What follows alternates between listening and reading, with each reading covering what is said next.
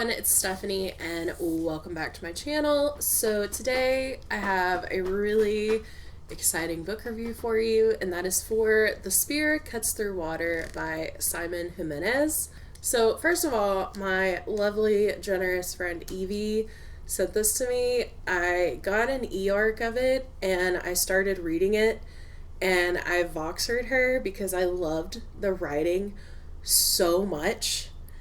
And then the next morning when I woke up, I had a Voxer message that said, "It may already be on its way to you. Sorry, not sorry." I love her. So I'm really glad she turned me on to this one. I will link her review down below because it's fantastic. But I have not read The Vanished Birds by this author. I do own it. So this was my first Jimenez, and it will not be my last. This follows two warriors, and they are shepherding an ancient god across a broken land to end the tyrannical reign of a royal family. And this is an epic fantasy. So we follow June, who is a guard broken by his guilt-stricken past, and we also follow Kima, who is an outcast fighting for his future. And we also have this god who escapes from her royal captivity and flees from her own children, the triplet terrors, who would drag her back to her unholy prison. And she embarks on a 5-day journey with June and Kima in search of freedom and a way to end this tyrannical reign. And the journey is more dangerous and harrowing than any of them could have imagined. And it's so much more than that. That's just surface level. This book has so many layers, and it is just chef's kiss.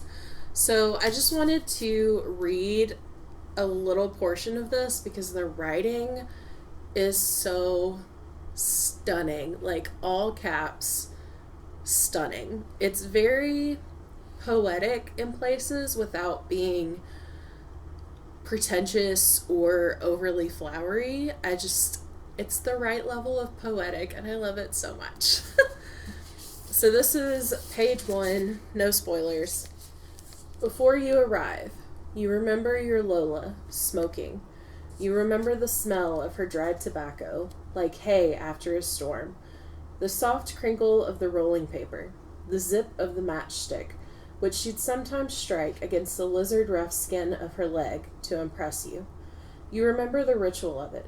Her mouth was too dry to lick the paper shut, so she had you do it, the twiggy pieces of tobacco sticking to your tongue like bugs' legs as you wetted the edges.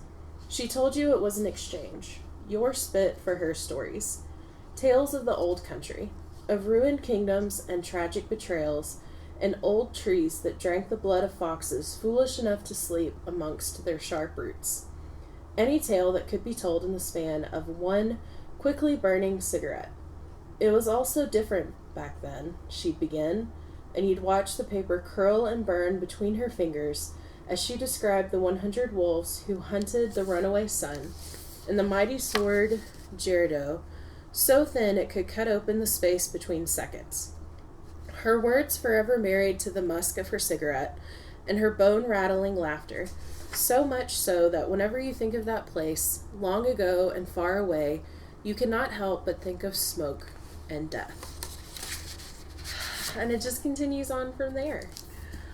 So it is told in second person for a good chunk of this. Just be aware of that. But I feel like it was done in a really purposeful, well-crafted way, and it really signified the difference between the narrative timelines. We do have a nested narrative in this, so a narrative within a narrative, and I felt like it was really seamless. It wasn't really hard to figure out who we were with or which narrative or timeline we were in. And then we also get asides and inputs from the background characters, which is also really fun. And it was just really unique. It's not really like anything I've read before, and I just loved it so much. It did take me a while to get through this just because I really had to be present because I didn't want to miss anything while I was reading this. I immersion read it, so I had the audiobook while I was reading the physical book, and I think that really just leveled up my reading experience. It just made it so much more epic and gripping for me to read. It's so good. It's just so good. I will say I don't think this is one that everyone would enjoy. I think if you don't really like the first part of it, you're probably not going to like the rest of it. But it was just crafted so well. The world building was so well done.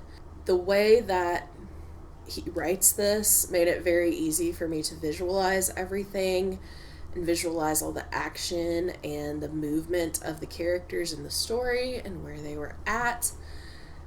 And I was just on the edge of my seat for a lot of this. I also really enjoyed the romance in this one. I hate to say romance because I don't want this to be viewed as like romantic fantasy, because it's not. But I really liked that element of this epic fantasy story. I thought it was very organic and I loved it so much, and I was so here for it. And the other thing I really liked about this was the way that Jimenez writes and the perspective he puts on the world kind of makes you reflect and appreciate the beauty in the small moments in life, which I absolutely adored. And I think we don't take enough time to do that, me included. So this is one that I want to reread, and I feel like every time I read it, I will get more out of it, which is the mark of a fantastic novel. So please, please, please, please go check this out. Have you read it? If so, please let me know down below. Or have you read The Vanished Birds? I'm very excited to get to that one, and I'm very excited to read more of Simon Jimenez's work in the future. If you'd like to let me know you're here, leave a green heart emoji down below. As always, if you like this video, make sure to click the thumbs up and hit the subscribe button if you'd like. Thank you so much for watching, and I will see you guys next time.